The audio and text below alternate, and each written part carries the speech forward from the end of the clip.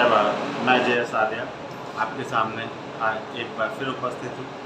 आज हम बात करेंगे बिजनौर लोकसभा संसदीय सीट के बारे में। 3 स्टेप में बात करेंगे, 2019 के इलेक्शन को लेकर, 2022 के इलेक्शन को लेकर और वहाँ पर जातीय समीकरण। तो सबसे पहले शुरुआत करते हैं हम 2019 के इलेक्शन के नतीजों को लेकर। बिजनौर लोकसभा सीट 2019 के इलेक्शन में यहाँ से बीएसपी और समाजवादी पार्टी का संयुक्त उम्मीदवार विजयी हुआ था। यहाँ से बीएसपी के मलूक नागर जी जीते थे, जिन्होंने 5,61,045 वोट प्राप्त किए थे। वहीं दूसरे नंबर पर कुंवर भारतेंद्र सिंह, जिन्हें 4,91,104 वोट प्राप्त हुए थे।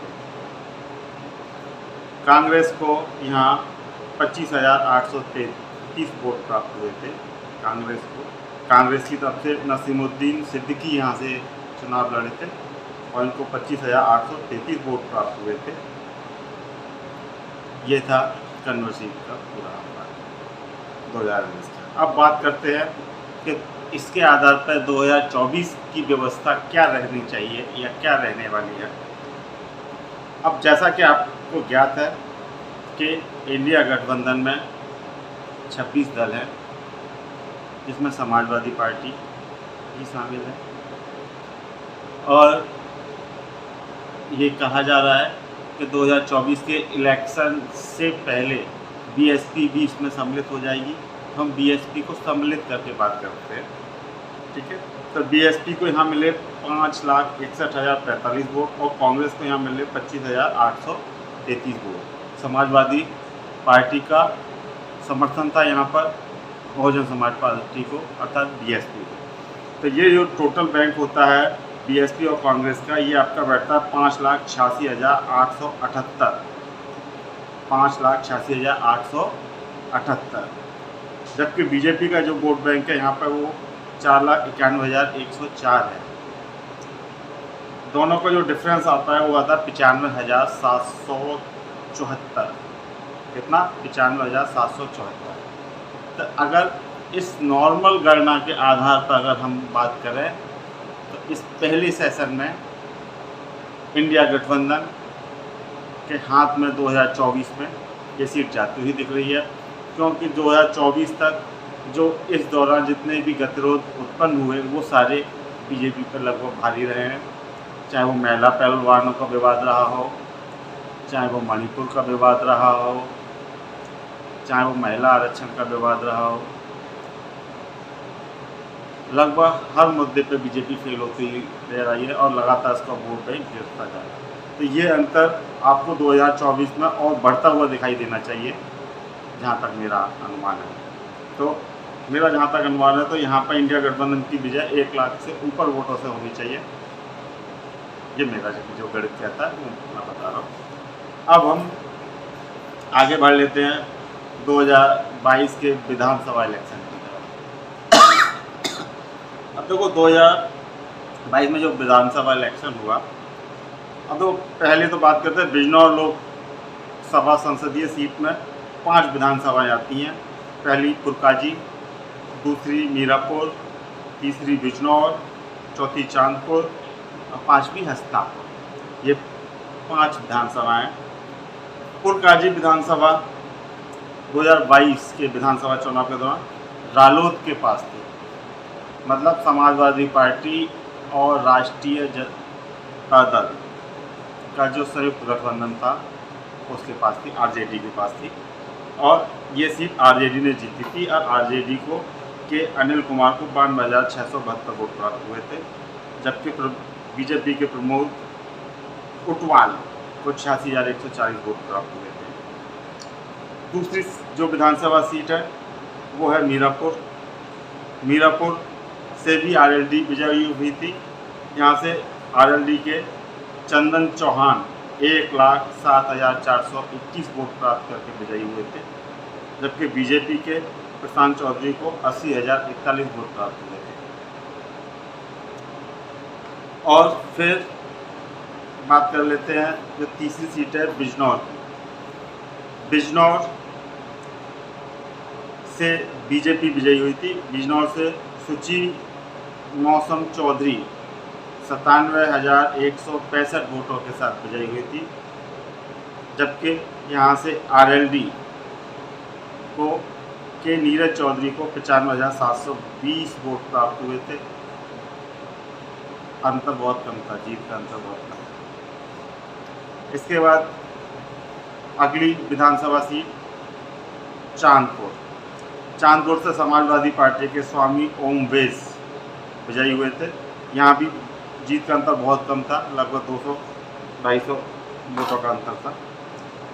यहाँ स्वामी ओम वेस को 90,522 वोट प्राप्त हुए थे समाजवादी पार्टी को, जबकि बीजेपी के यहाँ से कमलेश सैनी खड़े हुए थे, जिन्हें 90,288 वोट प्राप्त हुए थे। हस्तिनापुर जो कि सुरक्षित सीट है, यहाँ से बीजेपी के दिनेश खटी 1,07,002 वोट प्राप्त हुए थे, विजयी हुए थे, और समाजवादी पार्टी के योगेश वर्मा 99,827 वोट प्राप्त करने के बावजूद भी हार गए थे। तो कुल अगर हम आंकड़े देखें तो 2 बीजेपी के पास और 3 आरजेडी और समाजवादी पार्टी के गठबंधन के पास, अर्थात इंडिया गठबंधन के पास सीट थी। तो 3-2 सीटों के अगर उस पर रेशियो देगा तो 3-2 से इंडिया गठबंधन आगे दिखता है यहाँ पर। अब बात कर लेते हैं टोटल वोट की, कि यहाँ पर 5 विधानसभाओं का जो टोटल वोट बीजेपी को कितना मिला और इंडिया गठबंधन को कितना मिलता। तो बात कर लेते हैं बीजेपी का 5 विधानसभाओं का जो टोटल वोट बैठता है वो बैठता है 4,60,636, और इंडिया गठबंधन का जो बैठता है वो बैठता है 6,46,193, और इनका जो डिफरेंस बैठता है वो बैठता है 1,85,557। मतलब 2019 के कंपेयर में 2022 में इंडिया गठबंधन को ज़्यादा वोट प्राप्त हुए। लगभग जीत का आंकड़ा 2.25 लाख से ऊपर जाता है। इस लिहाज से भी अगर हम देखें तो इंडिया गठबंधन इस सीट पर बहुत आगे दिखाई देता है, और बीजेपी की जीत की उम्मीद यहाँ पर बहुत कम है। तो हमारे 3 में से हम 2 परिस्थितियों पर अपनी विवेचना कर चुके हैं, और दोनों परिस्थितियों में इंडिया गठबंधन आगे दिखाई देता है और बीजेपी गठबंधन कहीं बहुत पिछड़ता हुआ नजर आता है। अब हम आगे बात करते हैं जातीय समीकरण के आधार 2024 के इलेक्शन का विश्लेषण हम करेंगे। जातिगत आंकड़ों की बात करें तो इस सीट पर, या ये सीट मुस्लिम बहुल सीट है, यहाँ पर 55% लगभग हिंदू और 44% लगभग मुस्लिम मतदाता हैं। हिंदुओं में यहाँ पर गुर्जर, दलित, सैनी, जाट, कश्यप, चौहान और भैयार हैं। गुर्जर यहाँ अच्छी मात्रा में है, ठीक है। अब बात करते हैं, ये जो हमारे पास 55% जो हिंदू वोट है, इसमें 20% जो वोट है वो एससी वोट है। तो अगर हम इस 55 में से 20% को माइनस कर देते हैं तो जो हमारा हिंदू वोट जो निकल के आता है वो 35.18% निकल के आता है। तो ये हमारा बीजेपी की तरफ जो जाएगा वो 35.18% पूरा नहीं जाएगा। क्यों नहीं जाएगा? कि इसमें ओबीसी भी सम्मिलित हैं, इसमें क्रिश्चियन भी सम्मिलित हैं, इसमें सिख भी सम्मिलित हैं, इसमें ब्राह्मण भी हैं, इसमें वैश्य भी हैं। एक तरफ अगर ये आंकड़ा मान लिया जाए कि ब्राह्मण और वैश्य 100% इधर चला जाएगा, तो भी करीब कुछ नहीं तो 10% हिंदू वोट इसमें से और कम हो सकता है। एक मिनिमम आंकड़ा मैं आपको बोल रहा हूँ। अगर 10% वो कम होता है तो ये 35 का 25 ही रह जाएगा, लेकिन हम 35% से भी अगर कैलकुलेशन कर लेते हैं तो कोई फ़र्क नहीं पड़ने वाला, क्योंकि यहाँ पर जीत का अंतर बहुत ज़्यादा होने वाला है। तो बीजेपी की तरफ 35.18% वोट जाएगा केवल। ये यहाँ पर एक बहुत सोचने वाली बात है। यहाँ पर जो जीत का आंकड़ा तय करेंगे वो मुस्लिम मतदाता करेंगे, दलित मतदाता करेंगे। इसमें एक चीज़ कन्फर्म है कि जो हमारा मुस्लिम वोट है, मुस्लिम वोट हम आँख बंद करके कह सकते हैं 100% इंडिया गठबंधन को जाएगा, जो कि हमारा 44.04 या 44% मान लो, सीधा 44% है। ये पूरा इंडिया गठबंधन को जाएगा। अच्छा, अब जो दलित है या एससी वोट है, एससी एसटी वोट है, तो वो यहाँ पर 20% है। 20% में से 100% जाटा, अब बाकी का 50% भी कर लेते हैं, लेकिन 50% से ज़्यादा जाएगा, लेकिन 50% न लगेगा कहानी है। तो ये 15% वोट, 20 में से 15% इंडिया गठबंधन की तरफ और 5% इधर हम दे देते हैं बीजेपी को। ठीक है, तो ये आपका कितना हो जाएगा? ये आपका हो गया करीब 40% बीजेपी की तरफ। बीजेपी की तरफ कितना पहुंच गया? लगभग 40% वोट बीजेपी की तरफ पहुंच चुका है। इंडिया गठबंधन की तरफ बात कर लें तो इंडिया गठबंधन की तरफ कितना वोट, कितने परसेंट वोट जाता हुआ दिख रहा है? तो ये आपका आ गया 59%, मतलब कहने का है। और अगर हम इसका डिफरेंस और ले लें, इंडिया गठबंधन की तरफ कितना जा रहा है? 59% और बीजेपी की तरफ जा रहा है केवल 40%। दो यहाँ पर अगर 2-4% की उठापटक और हो जाती है तो भी इंडिया गठबंधन को यहाँ कोई फ़र्क नहीं पड़ने वाला है। ठीक है, तो ये अगर हम इसका डिफरेंस और ले लें, तो अगर हम डिफरेंस लेते हैं तो ये 59% माइनस 40%, 59% माइनस 40% करेंगे तो ये आपका कितना आ जाएगा? तो ये आ जाएगा 19%। मतलब इंडिया गठबंधन को लगभग 19% वोट ज़्यादा मिलेगा इस सीट। इस लिहाज से ये सीट सीधे सीधे बीजेपी की तरफ जाती हुई नहीं दिख रही है। ये सीट सीधे सीधे इंडिया गठबंधन की ओर हमें जाती हुई दिखाई दे रही है। बाकी उस समय की परिस्थितियों पर डिपेंड करेगा कि उस समय की परिस्थितियाँ क्या रहेंगी।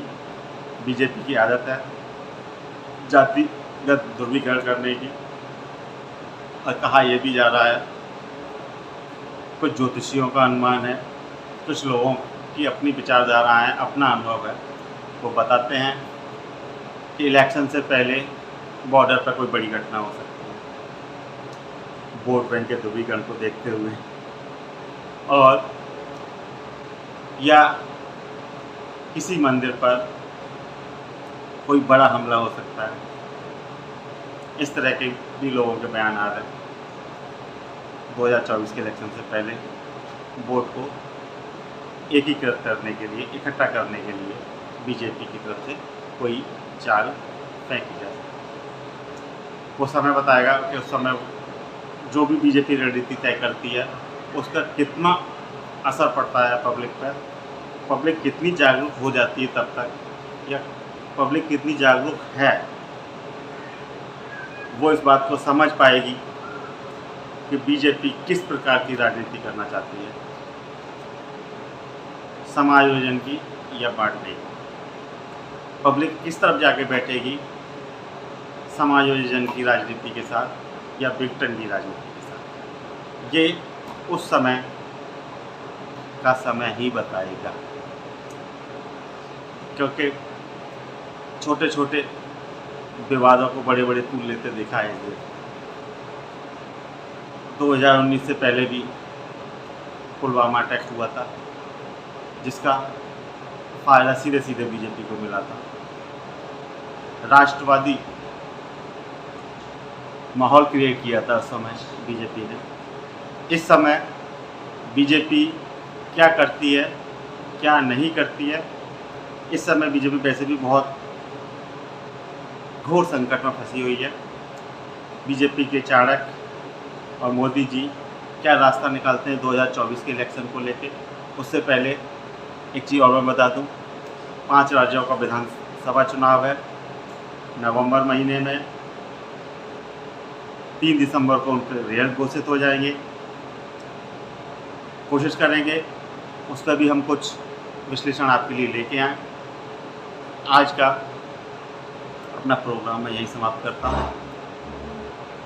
मेरे चैनल को सब्सक्राइब करना और लाइक करना ना भूलें। जय हिंद, जय भारत।